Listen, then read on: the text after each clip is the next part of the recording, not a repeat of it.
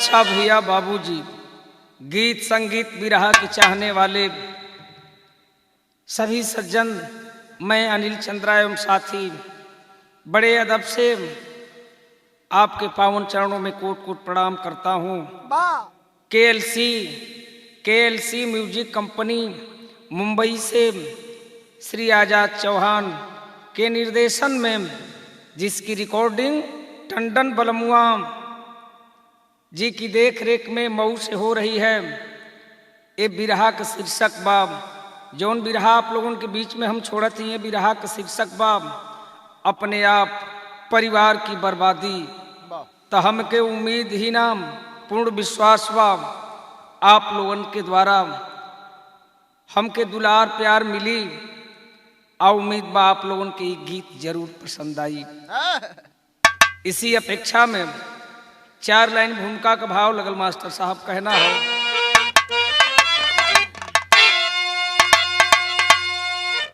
गजब है फसाना जमाने का यारो, खिलौना बनी आज माया की नगरी। लिया इश्क में रिस्क पागल सपेरा, समाती चली जा रही भव में गगरी। कहने को सोने की नगरी है भारत, कमीनों की आंखों में है काली बदरी। समय है संभल जाओ अब से भी साथी, अरे कविवरी अशोक की कलम होगी प्रहरी।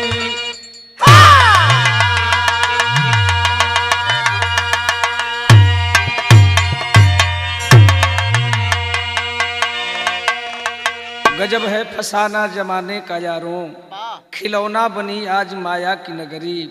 लिया इश्क में रिस्क पागल सपेरा, समाती चली जा रही भव में गगरी।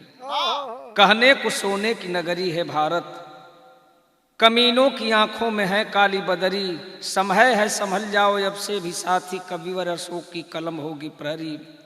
ये देश अपना सोने की चिड़िया कभी कहा जाने वाला था, आज कमीनों के हाथों से ये देश बर्बाद होता नजर आ रहा है। एजेंट एक ठो कव्वाली का अंदाज दिल गई मास्टर साहब, कौन कव्वाली बात तनी बच जा।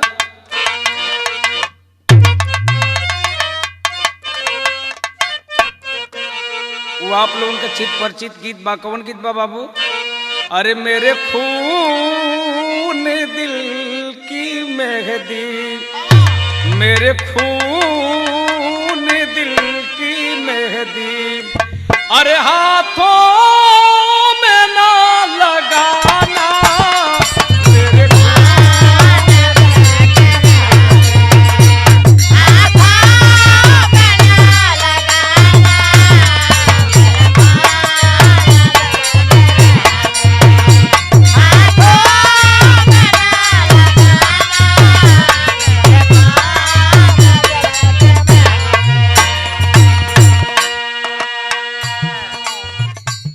मेरे खून दिल की मेहदी,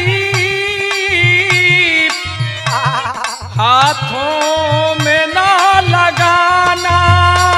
मेरे खून दिल की मेहदी, हाथों में ना लगाना। मेरे खून दिल की मेहदी,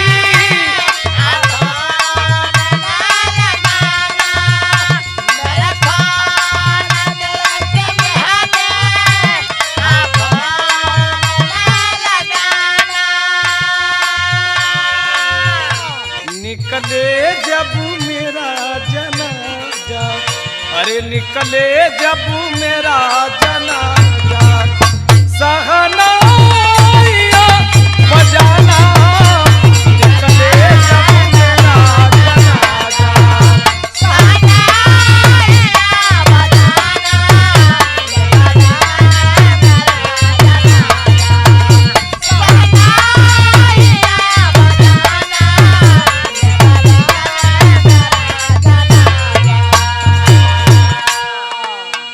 बिरहा में बड़ा निमन भाव कवि जी लिखलन। संसार जल रहा है, संसार जल रहा है, चहुँ दिस पड़ी है खाई। संसार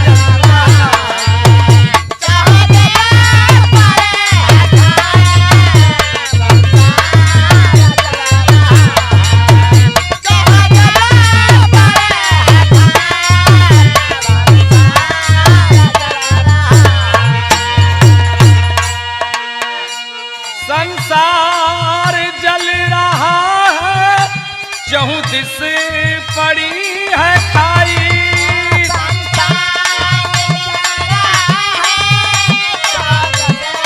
पड़ी है खाई।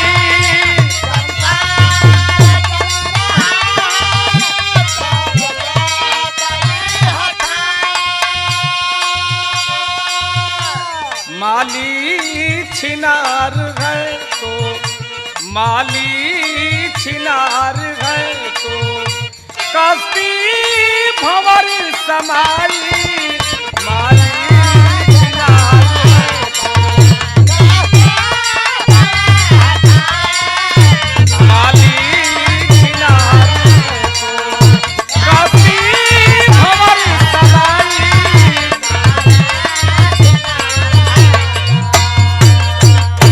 ये जैसे हमारे बिरहा की स्टोरी का शुरुआत हो गई। अरे मिलाय अमूल्य जीवन व्यर्थ क्यों बिताते हो,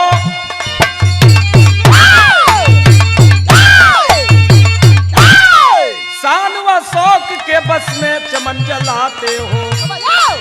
गलत रहोगे राह गलत ही अपनाओगे, गलत रहोगे राह गलत ही अपनाओगे, नहीं जो होना चाहिए वो कर दिखाओगे। जिला बलिया यूपी में 2 कटी एक थाना है, गांव बिशुनपुरा का हीरा एक मस्ताना है। पढ़ाई करते जबकि जवानी में आया है, पढ़ाई करते जबकि जवानी में आया है, डॉक्टरी पढ़ने का विचार मन में लाया है।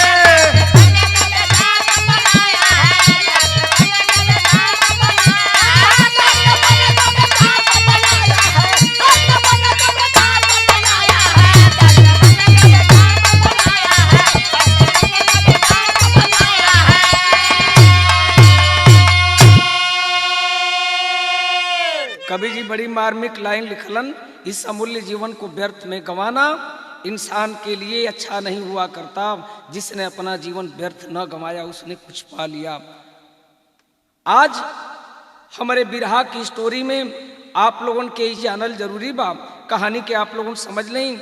उत्तर प्रदेश में बागी बलिया की धरती पर 2 कटी एक थाना है और 2 कटी थाना के अंतर्गत एक बिशुनपुरा गांव है और उसी बिशुनपुरा गांव का हीरा नाम का एक लड़का है जो पढ़ाई कर रहा है और पढ़ाई करते करते उसके मन में एक अच्छा विचार आया कि मैं डॉक्टर बनूंगा, मैं डॉक्टर बनूंगा। लेकिन ए बाबू आज वो लड़का नौजवान बा, पढ़ाई करत बा, मन में विचार बना लेलस कि हम डॉक्टर बनब, डॉक्टर बने के सपना सजा लेलस वो लड़का ए बाबू। लेकिन माई बाबू पुरनिया हो गई लोन, माई बाबू पुरनिया होन, सोचलन कि बेटवा का शादी हो जाई तो ठीक रही। आज ए बाबू आज हीरा नौजवान बा, वो हीरा के शादी का संबंध लेके वाराणसी से सिंगरा थाना अंतर्गत कुछ लोग रिश्ता लेके आयल होन, आ कुछ लोग रिश्ता लेके आयल होन, आ कौनी लड़की का रिश्ता लेके आयल होन। कभी जे जन गीत के लाइन में लिखलन एगो तर्ज लगल, मास्टर कौन गीत बा? वह गीत का लाइन बा, कौन गीत का लाइन बा मास्टर साहब? वाह वाह वाह वाह, क्या बात है, वह गीत का लाइन बा। अरे गवना करा के ये सैया, अरे बस गईले शहर में, उठला दरदिया रे हमारा, हाँ उठला दरदिया रे हमारा, गतरे का तार में उठला दरदिया रे हमारा।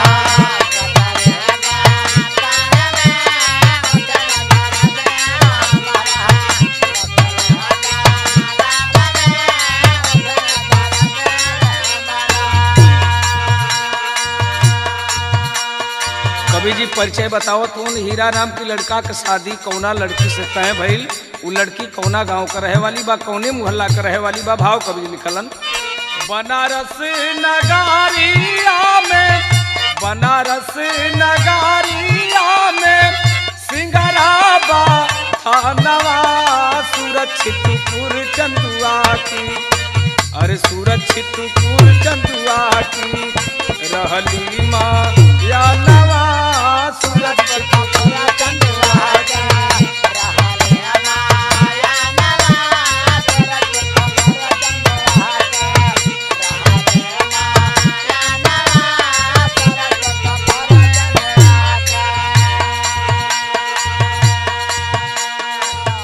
बनारस सिंगरा थाना अंतर्गत छित्तूपुरा मोहल्ला चंदुआ की रहने वाली लड़की जिसका नाम सूरज बताया गया है। बाबू कभी जी वो लड़की के विषय में कुछ और बताओ तुम, का बताओ तुम। धीरे धीरे कैली पढ़ाई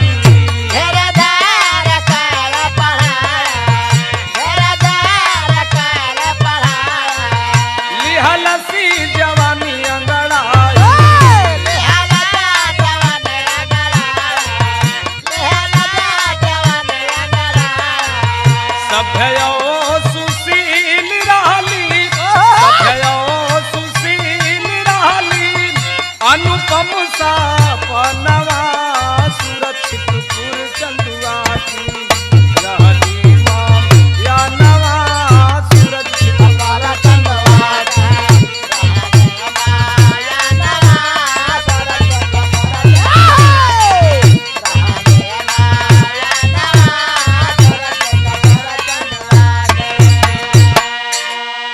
छित्तूपुरा मोहल्ला की रहने वाली वो लड़की सूरज नाम की आज शादी के बातचीत चलल। वाराणसी से लोग गए बलिया दोकटी थाना अंतर्गत वो बिशुनपुरा गांव में हीरा नाम के लड़का से शादी तय हो गई। और जब हीरा से शादी तय हो गई बाबू, आज बलिया से बारात वाराणसी गई और वाराणसी जब बारात गई बाबू, घराती पक्ष के लोगों ने बाराती लोगों का सम्मान किया। रात में शादी संपन्न हुई। शादी संपन्न होने के बाद सुबह में जब वह लड़की दुल्हन के रूप में डोली में बैठ करके और अपने पीहर के तरफ ससुराल के तरफ चली है बाबू, और ससुराल की तरफ जब चली है मन में एक सपना सजाए हुए हो। वह लड़की सोच रही है। तेज ने एक ठो गीत लगल। कौन गीत लगल भैया?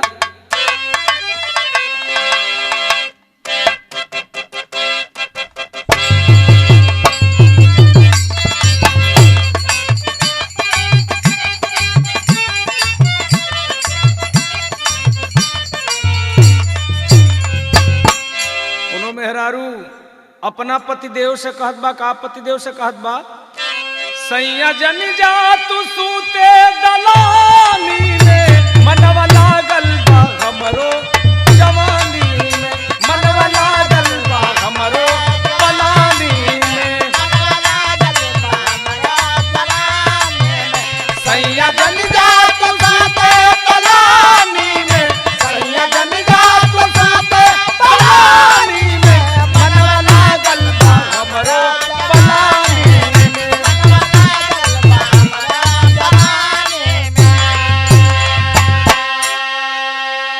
पलानी में सूते चाहे खपड़ैला में सूते, हीरा भैया मन से का लेवे देवे के। लेकिन आज वह लड़की दुल्हन के रूप में चली है अपने पति के साथ में।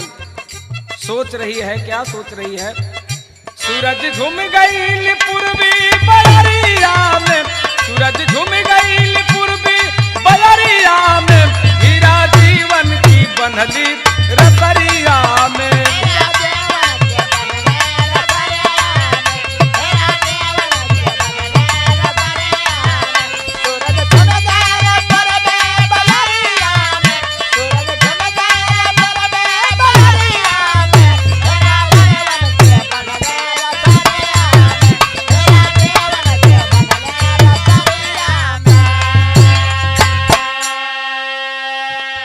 पढ़ी लिखी लड़की अपने ससुराल में आती है। पतिदेव के घर में जब पांव रखती है बाबू, बहुत प्रफुल्लित है। जैसा सोच रही थी वैसा ही उसका सपना सच हुआ बाबू। हर माँ बहनें अपने मन में एक सपना सजोए रहती हैं, मेरा घर कैसा मिलेगा, मेरे पति का स्वभाव कैसे होगा, परिवार के सदस्यगण कैसे होंगे। अच्छे स्वभाव वालों के बीच में रह करके प्रफुल्लित है। पति कर क्या रहा है? भाव कवि लिखलन, कई ने पढ़ाई हीरा, कई ने पढ़ाई हीरा, मनवा लगाई के बीए में पूरा, कई ने खुशियां मनाई के,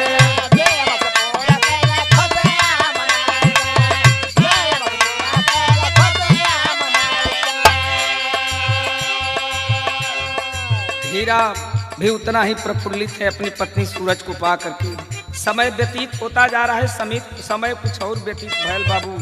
वो लड़का बीएमएस का तैयारी करे लगल, अब बीएमएस पूरा भी कर लेलस, लेकिन मालिक एक और खुशी दे दिलन। कौन खुशी दिलन बाबू?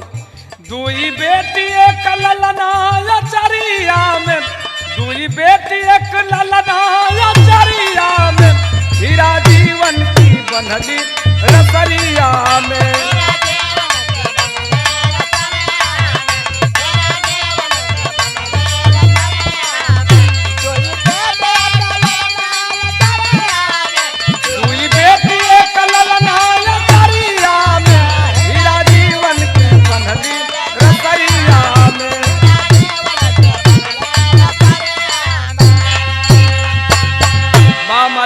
खुशी का कोनो ठिकाना ना बाए बाबू।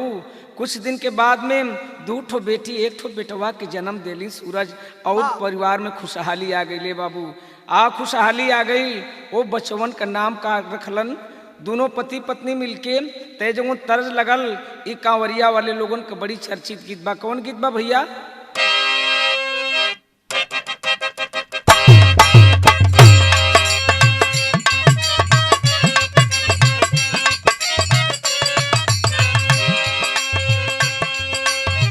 चढ़ जा पहाड़ शिव का नाम लेके गुइया, चढ़ जा पहाड़ शिव का नाम लेके गुइया, चढ़ जा पहाड़ शिव का नाम लेके गुइया। कुछौ हो जाई कांवर धरी हो न भुइया, कुछौ हो जाई कांवर धरी हो न भुइया, चढ़ जा पहाड़ शिव का नाम लेके गुइया।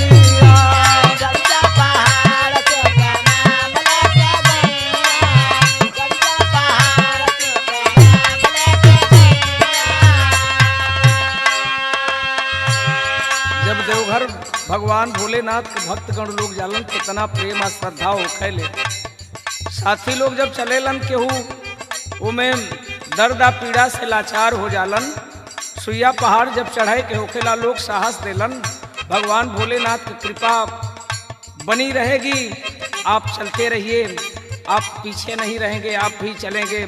सुइया पहाड़ चढ़ना है आपको, हिम्मत ना हारिए। कितना भक्ति भावना भरल बा लोगन में।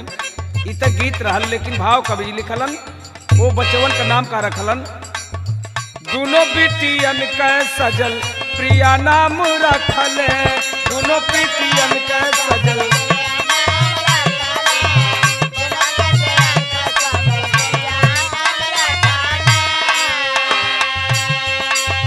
दोनों बिटियन में बड़ी बिटिया का नाम सजल, छोटकी बिटिया का नाम प्रिया रखलन। और बेटवा का नाम का रखलन जो सबसे छोट बा। दोनों बिटियन के सजल प्रिया नाम धैले,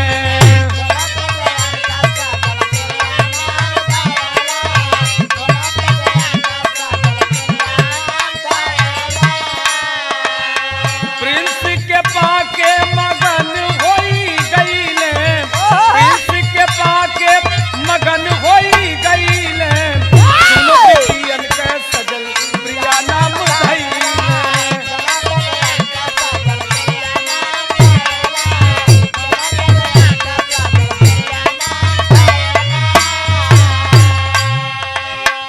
छोटका बेटवा के नाम प्रिंस रखलन।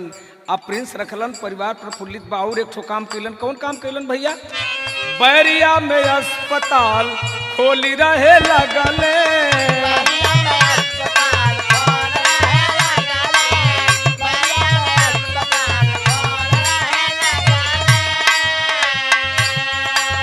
सूरज पुरान भैली मन सोचे लगले,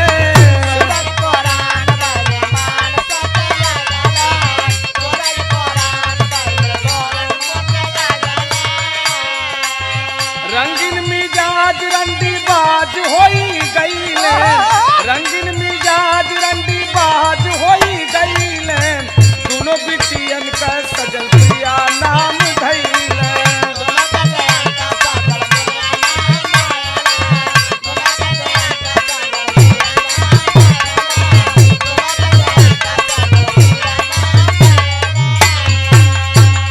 बताया पहले मैंने, BMS कंप्लीट करने के बाद आज ये बाबू बैरिया में अस्पताल खोल के रहे लगलन। आज समय और व्यतीत होत गए बाबू। समय जब व्यतीत होता गया, सूरज से उसका मन भर गया। सूरज को पुरानी समझ करके बाबू उसका मन दूसरी गैर औरतों के साथ रंगरेलियां मनाने की तरफ चला गया है बाबू।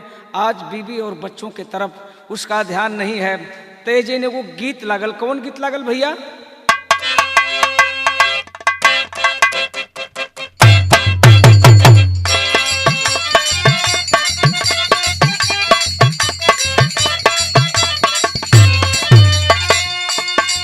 कोनो पढ़ल लिखल पतो अपने सास के समझावत बा, का समझावत बा? अरे का पगला गईलू ना मोरी अइया, का पगला गईलू हो।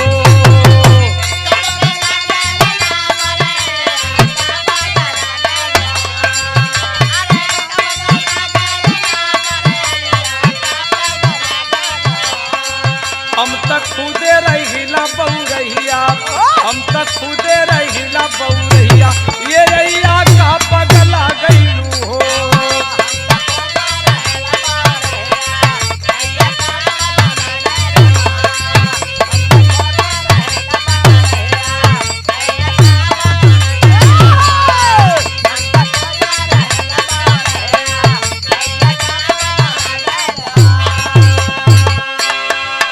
दिल दिमाग बुरे कार्यों की तरफ जब पढ़ना शुरू हुआ, देख करके कबीर जी को लिखना पड़ा। का लिखे के पढ़ल बाबू?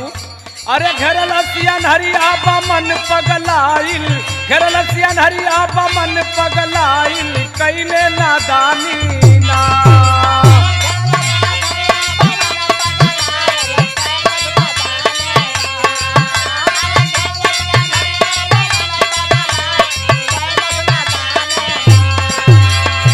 पपवा हीरा के सिर चढ़ी गईले, पपवा हीरा के सिर चढ़ी गईले, बबुआ कैले नादानी ना।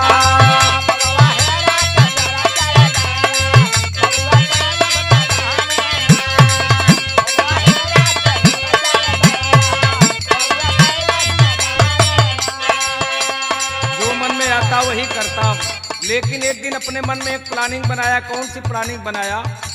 अरे कर्ज लिहालो 12 लाख जाई, कुछ दबंग लोगन से भाई, कुछ दबंग लोगन से भाई, देसी जीगर में सरगम समाइल, देसी जीगर में सरगम समाइल, बबुआ कैले नादानी ना।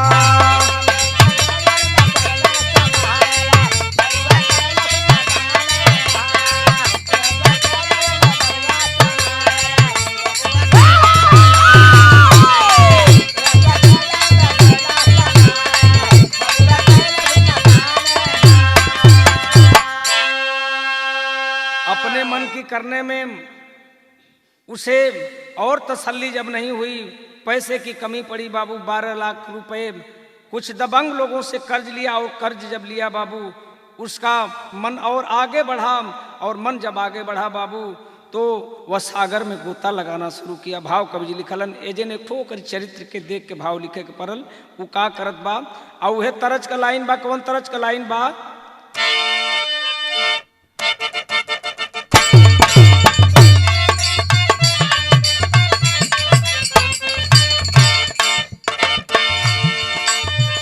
दोनों मेहरारू अपने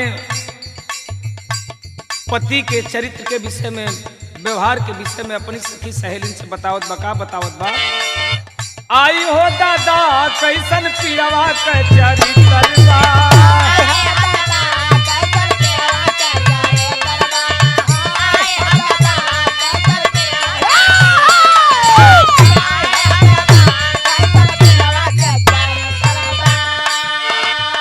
दिन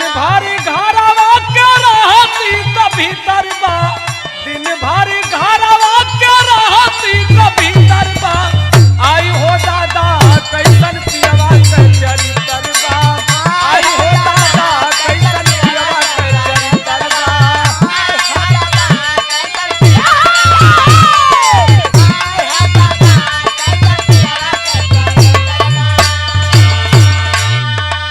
इधर बिरहा में वो हीरा के चरित्र के विषय में बतावे जाते हैं। वो हीरा है तो बढ़िया काम, खराब काम जौन करे के बा अपने मन से कैसे करत बा। भाव कवि जी लिखलन, भवन बनवले मन में सूझल बाऊ पैया,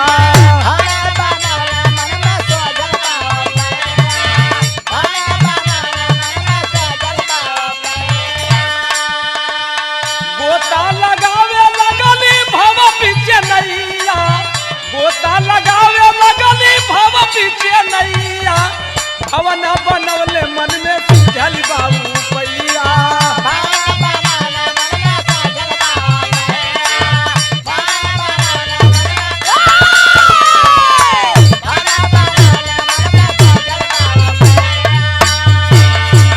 अरे बैरिया में पूरा परिवार लेके गईले।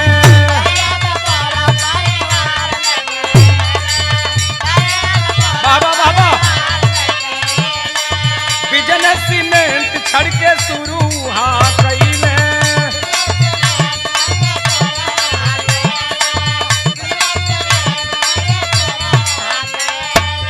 गाड़ी दूगो कार लेके चल लगले भैया।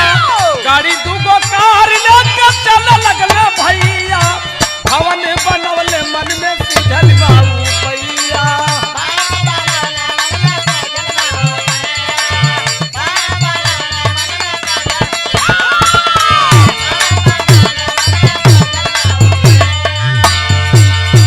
अपने क्षेत्र के कुछ दबंग लोगों से मैंने बताया 12 लाख रुपया कर्ज लिया। कर्ज लेने के बाद ए बाबू एक बहुत बढ़िया सुंदर मकान बैरिया में बनाया और बैरिया में सुंदर मकान बनाने के बाद वहीं पर सीमेंट गिट्टी छड़ बालू का बिजनेस शुरू किया और एक नहीं 2 एम्बेसडर कार खरीदा और 2 एम्बेसडर कार खरीदा और मौज मस्ती लेना शुरू किया। बाबू आज मौज मस्ती लेवे लगल तो करी मौज मस्ती में का स्थिति बा उ का करत बा भाव कभी लिखल ने जैन हीरा को जितना पैसा बिजनेस में नहीं मिलता था जितना पैसा वह गुलछर्रे उड़ाने में खर्च करता था।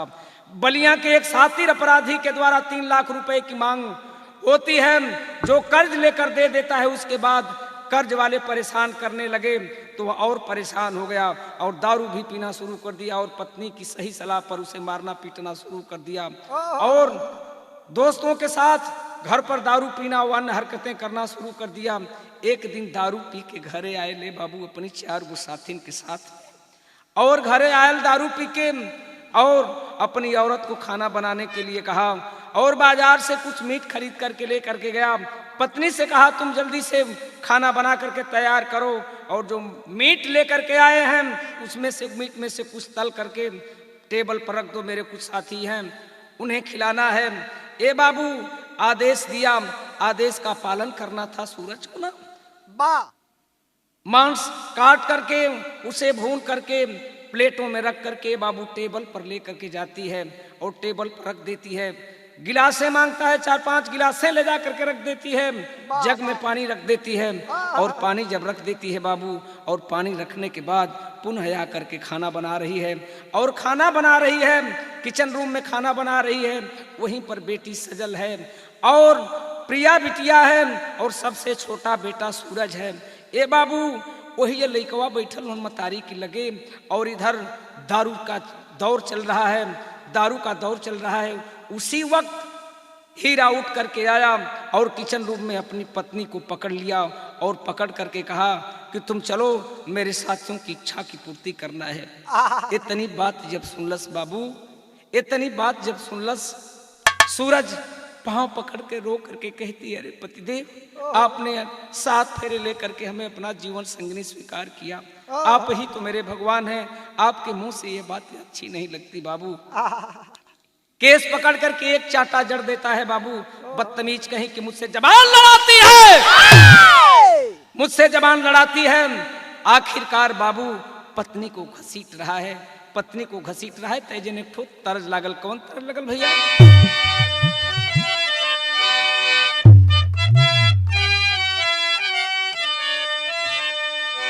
वह गीत का लाइन बा कि झाझर मारौआ छवई हजन बाबा हो, अरे झाझर मारौआ छवई हजन बाबा हो, लगना सुरु जावा के ज्योति हो।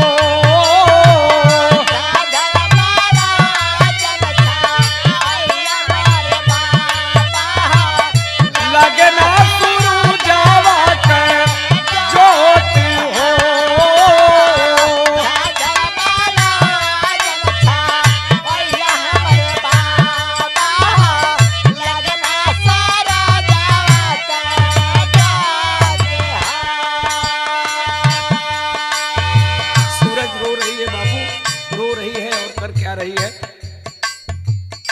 रोवली मातारी आंसू भर के नजरिया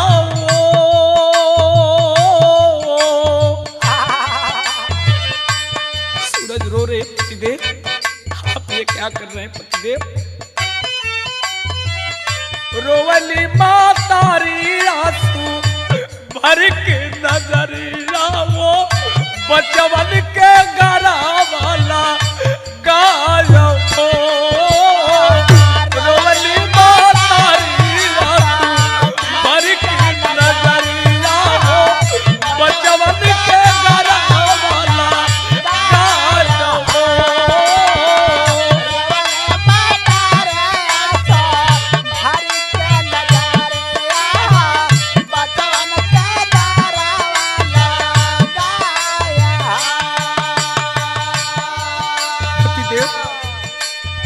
हमारी इज्जत का सौदा करे का कहा से सोच लेला पतिदेव। हम तुहार पत्नी है, अपनी बचवन के तरफ देखा पतिदेव, अपनी बचवन के तरफ देखा। एक बात कहती है, क्या कह रही है? जवन जवन का बसैया मानव हम का नावा वो जवन जवन का बसैया मानव हम का नावा वो ले बाधारा बाबा जायो कहा बसैया मानव हम का नावा हो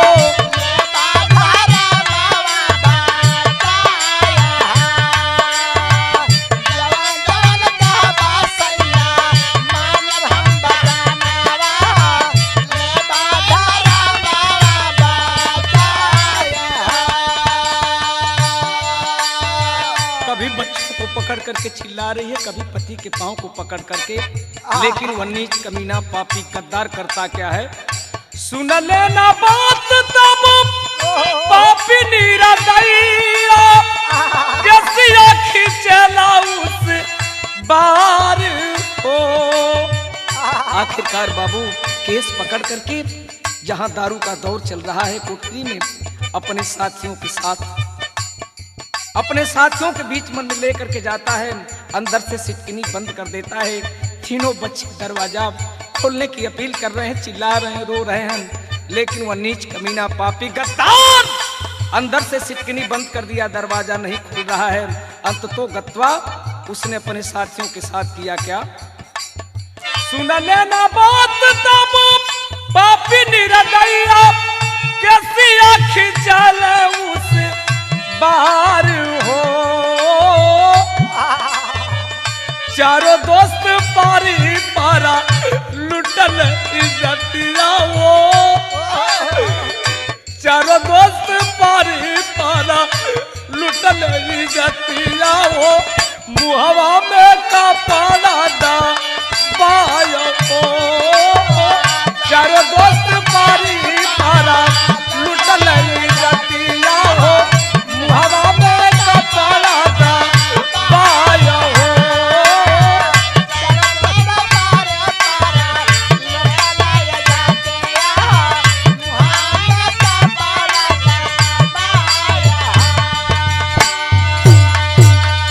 आखिरकार वह होश के भूखे दरिंदे भेड़िए पति के सामने ही पत्नी की इज्जत को नीलाम कर दिए। बारे वह दरिंदा नीच कमीना पति मुक्तरसक बना देखता रहा। लेकिन बिरहा शैली में भाव कवि जी के लिखे के परल बा भैया।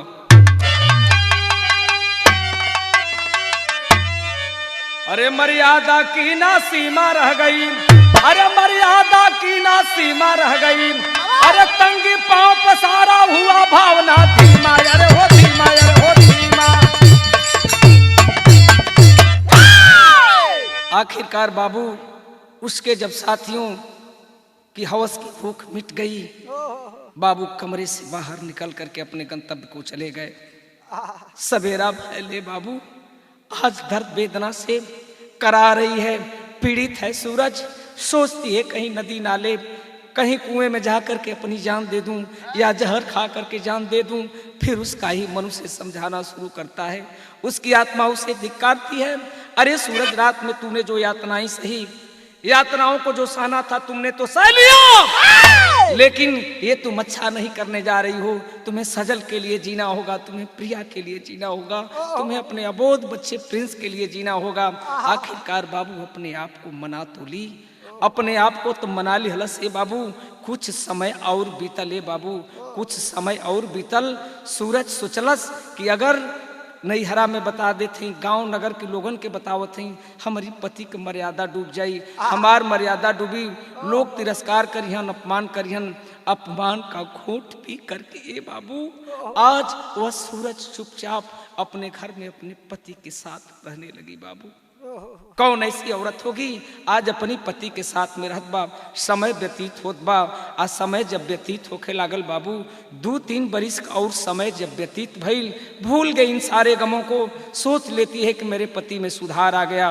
लेकिन एक दिन का बात बा, एक दिन अपनी पत्नी सूरज से हीरा कहा कि प्रिय, मैं तुम्हें एक अच्छी खबर देने वाला हूँ, टेलीफोन करके मैं तुमको बताऊंगा। मैं जा रहा हूं कहीं बाहर और वहीं से फोन करके बताऊंगा, जब मेरा फोन आएगा तो तुम तैयार हो जाना। लेकिन आज कहा क्या, घर से निकल तो गया, टेलीफोन करके बताया आज हम लोग शाम के वक्त में ससुराल चलेंगे, तुम्हें भी मैके जाए बहुत ज़्यादा दिन हो गया, बच्चे भी ननिहाल में उनको गए बहुत ज़्यादा दिन हो गया, आज हम लोग ससुराल चलेंगे। आज बाबू प्रफुल्लित है सूरज, कम से कम हमारे पतिदेव सही रास्ता पर आ गईलन। लेकिन भाव कवि लिखलन, सारंगा का लाइन लगल,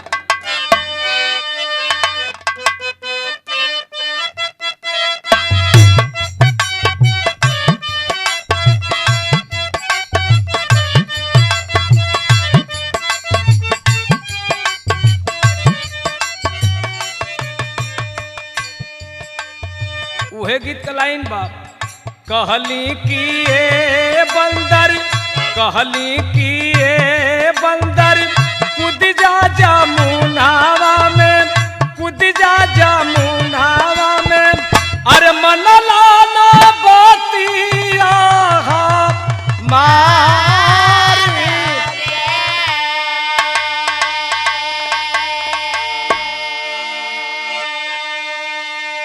लेकिन बिरहा की तरफ आप लोगों का दिल दिमाग ले चली। आज घर पे आया, बीवी बच्चों को अपनी एम्बेसडर कार में बिठा लिया बाबू, और बिठा तो लिया लेकिन गाड़ी ड्राइवर चला रहा है, पत्नी सूरज बैठी हुई है, तीनों बच्चे बैठे हुए हैं बाबू, और मन में एक प्लानिंग सोच रहा है। कौन सी प्लानिंग सोच रहा है, रही है ना बांस नहीं बज है बांसुरिया हो, बज है बांसुरिया हो, मनवा में कैलस भी चार जी।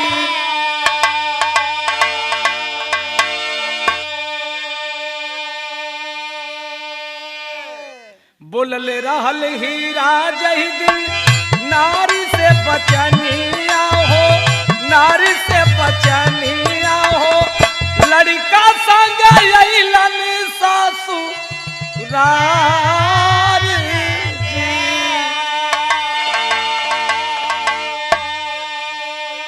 बच्चों के साथ में ससुराल आया बाबू, लेकिन उस समय कौन रहल कवि जी बतावत हुवन, 24 जनवरी सन 99 का दिनवा बाबू, 99 का दिनवा हो, अइला बनारस में झार जी। 24 जनवरी सन 1999 को बाबू वाराणसी जब पहुंचा, एम्बेसडर कार से बच्चों को, पत्नी को उतारा, और उतारने के बाद ये बाबू मन में प्लानिंग उसने पहले से बना रखा था, अपनी पत्नी को इस दुनिया में रहने नहीं दूंगा। ये बाबू यही उसके मन में प्लानिंग बनी थी। 24 तारीख को ससुराल में पहुंचा, और ससुराल में जब गया, बीवी बच्चों को ससुराल में रखने के बाद अपनी पत्नी से एक बात कहा कि मैं बाजार जा रहा हूं, और बाजारी जाते ही कुछ सामान ले आवे के बाद तो हम लोगन खातिर के इहे कही के सूरज चलल। और तारीख कौन रहल, भाव कवि जी लिखलन, 24 तारीख को ससुराल में आया, 25 तारीख को चला। आज वही 25 तारीख के कारण सामान खरीदे चलल। भाव कवि जी लिखलन, 25 तारीखिया के गईले बाजरिया बाबू, गईले बाजरिया हो, हंसिया खारी डले धार धार जी। 25 तारीख की शाम को बाबू बाजार गया और बाजार जाने के बाद एक बैग खरीदा और उस बैग में एक धारदार हंसिया खरीद करके बैग में रख करके आया। और बैग में रख करके जब आया बाबू, अब बैगवा में रख के आयल, रोज की दिनचर्या थी, सभी लोग खाना वगैरह खाने के बाद अपने अपने कमरों में सो जाया करते थे। उसी तरह से उस दिन भी सभी लोग खाना वगैरह खा करके सब लोग विश्राम करने के लिए चले गए। लेकिन विश्राम करने के चले गए, उसी क्रम में हीरा भी अपने बीवी बच्चों को लेकर के एक कमरे में हो लिया। लेकिन आज ये बाबू अपनी बीवी बच्चन के लेके एक ठो कोठरी में आराम फरमाओ बाबू। बच्चे नींद में सो गए, पत्नी भी नींद में सो गई, लेकिन हीरा सोया नहीं है। तो पहपट में भाव कवि के लिखे के पड़ल।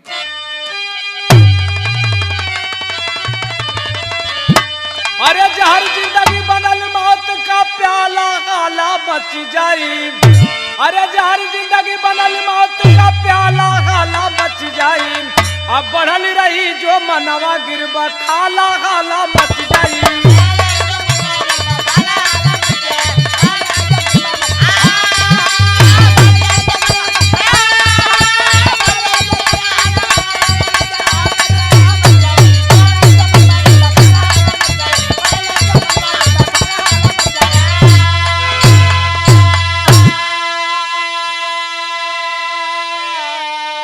प्लान युक्त खाना खास होया, रात बीती कुछ भाई हो।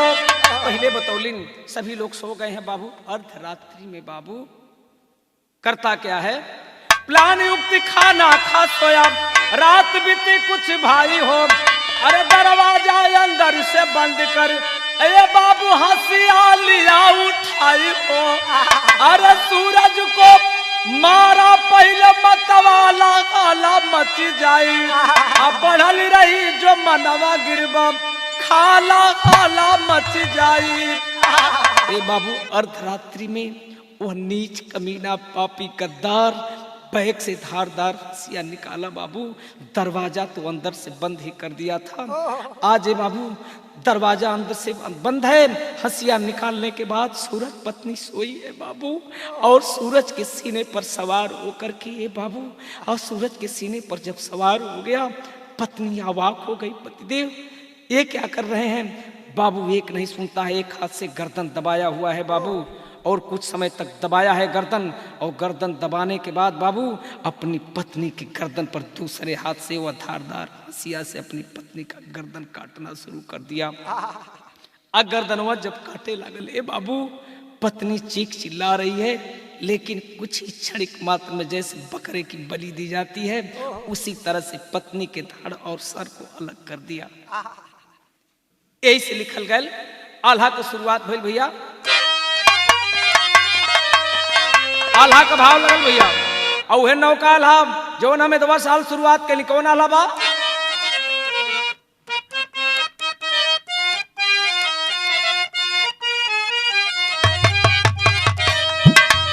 कवि जी बड़ा मार्मिक लाइन लिखलन के कामी अयासी के नाम, अरे कामी अयासी के नाम और मिलला चयनवा ये भैया।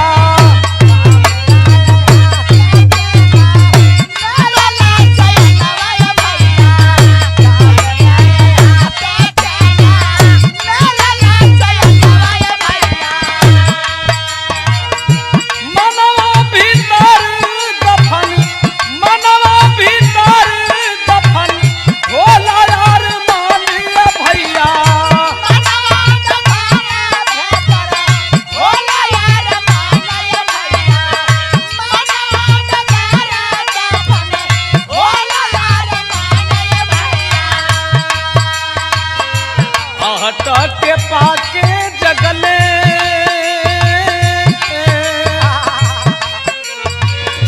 आहटा के पाके जगले तीनों रे सुमनवा ये भैया।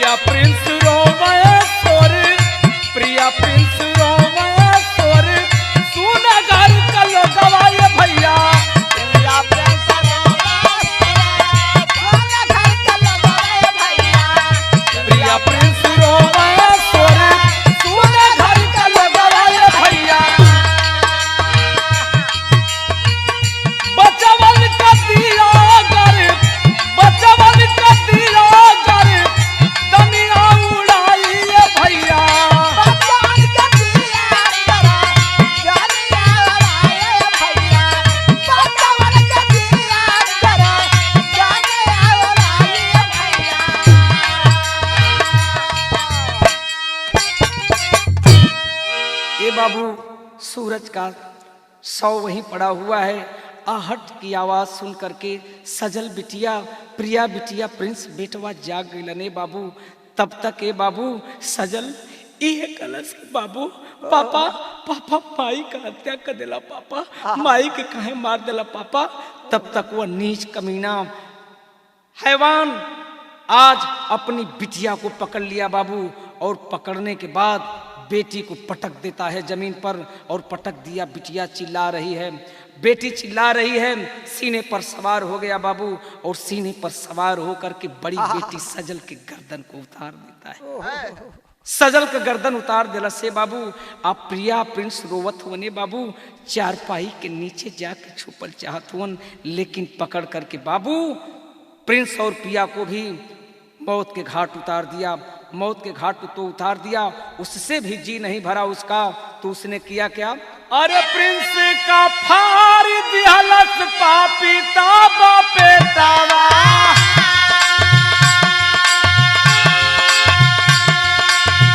प्रिंस का फार दिहलस पापी ताबा पेटा, करे जे दोनों अखिया निकाले सईता।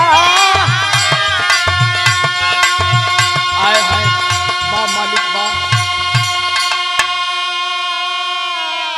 प्रिया प्रिंस की भी हत्या हमने बताया कर दिया, और इतना से जी ना माना ले बाबू।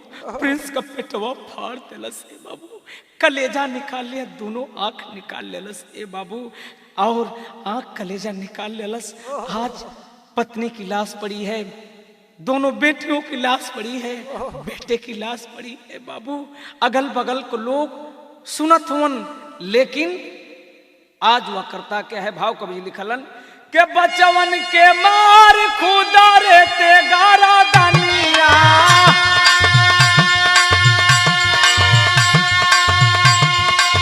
बचवन के मार खुदा रहते गारा दानिया, बनल कोठरिया जमारा घर समा, साला चचेरा सचिदानंद आई गई है, अरे साला चचेरा सचिदानंद आई गई है, तोरी दरवाजा भैले घर में गहरा।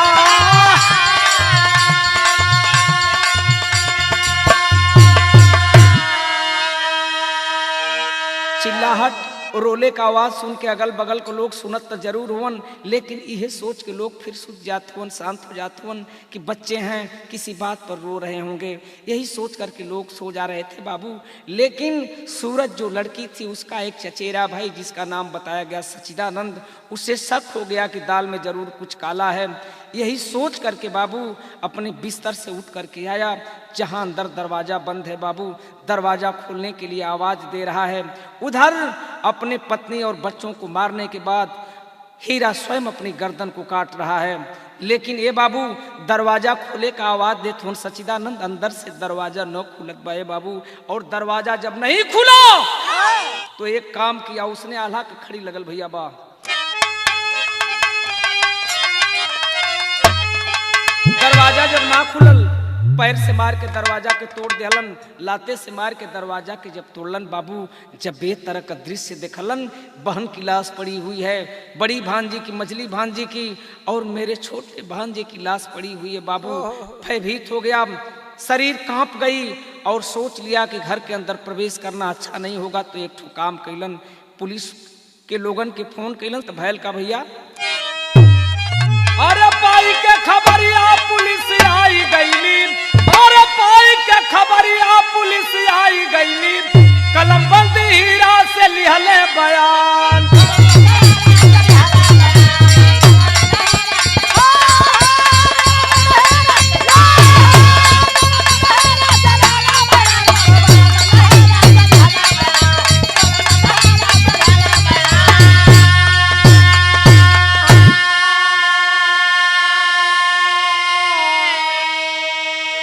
पुलिस जब आई देख करके दंग हो गई बाबू।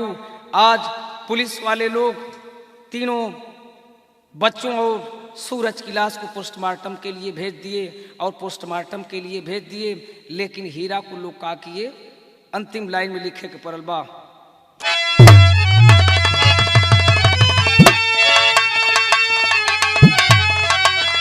अरे जैसन कैला मोरे भैया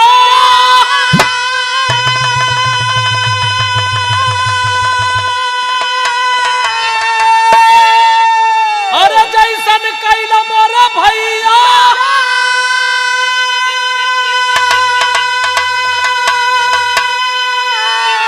अरे गैला आगे उतरी आई अपने हथवा से अपन जरा के बखरी।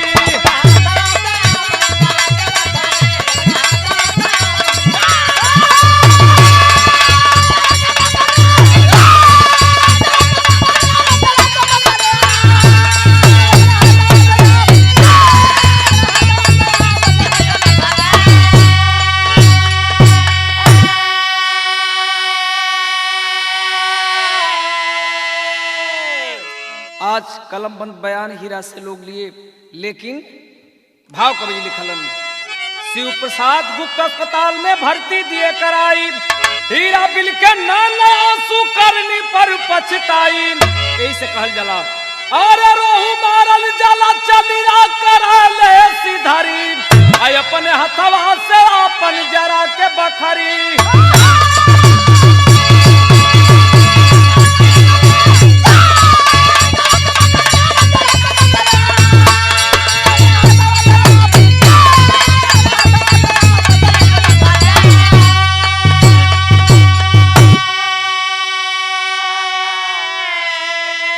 पुलिस विभाग के लोगों ने शिव प्रसाद गुप्ता अस्पताल में ले जाकर के भर्ती कराए, बयान लिए बाबू।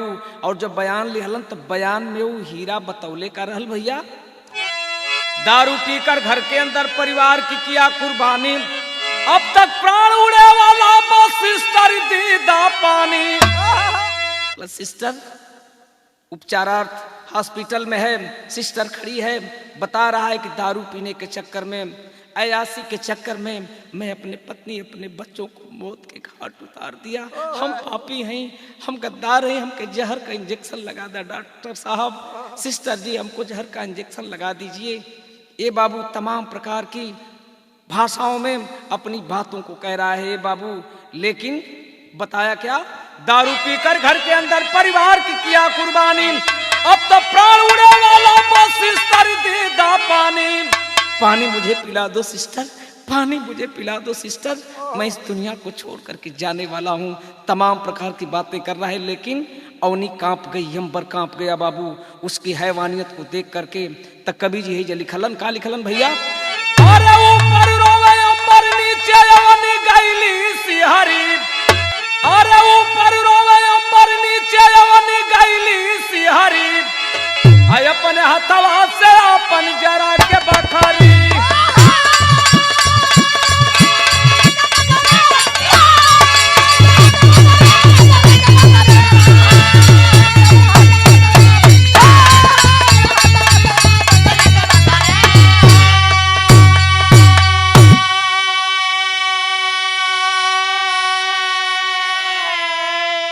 कहानी समाप्त हुई, अंतिम लाइन में लिखे के पड़ल गुरु बिहारी गुरु गणेश जी धन्य हरि की माया, विमल चंद्रिका कवि के सौ जी कहीं धूप कहीं छाया, अरे मर्यादा की ना सीमा रह गई, अरे मर्यादा